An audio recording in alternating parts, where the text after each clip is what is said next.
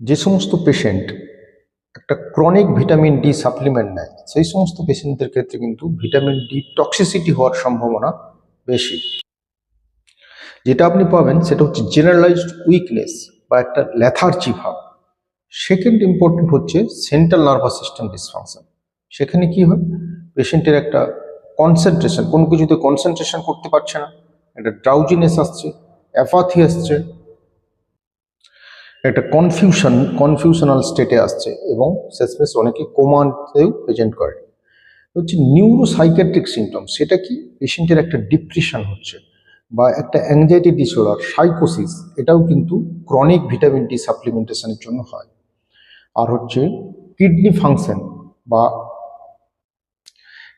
Function এবং হার্টের যে ফাংশন এটাও কিন্তু ডিটোরিয়েট করতে থাকে। আর একটা ইম্পর্টেন্ট হচ্ছে, যেহেতু ভিটামিন ডি ক্যালসিয়াম অ্যাবজর্পশনে সহায়তা করে, এজন্য একটোপিক সফট টিস্যু ক্যালসিফিকেশন অনেক সময় দেখা যায়। আর হচ্ছে গ্যাস্ট্রোইন্টেস্টাইনাল সিমটমস, পেশেন্ট একটা কমপ্লেন করতে থাকে যে অ্যাবডোমিনাল পেন হচ্ছে বা পেটে ব্যথা করছে, নশিয়া, ভমিটিং, সবসময় বমি ভাব, খেতে পাচ্ছে না, এটা কিন্তু ভিটামিন ডি টক্সিসিটির লক্ষণ। তাহলে আমরা ভিটামিন ডি কীভাবে সাপ্লিমেন্ট করব? ভিটামিন ডি জেনারেলি আমরা যাদের ভিটামিন ডি ডেফিসিয়েন্সি থাকে তাদের বলি আমরা 60,000 unit per week, generally 8 to maximum 12 weeks পর্যন্ত দিই। তারপর কিন্তু আমাদের বন্ধ করতে বলি।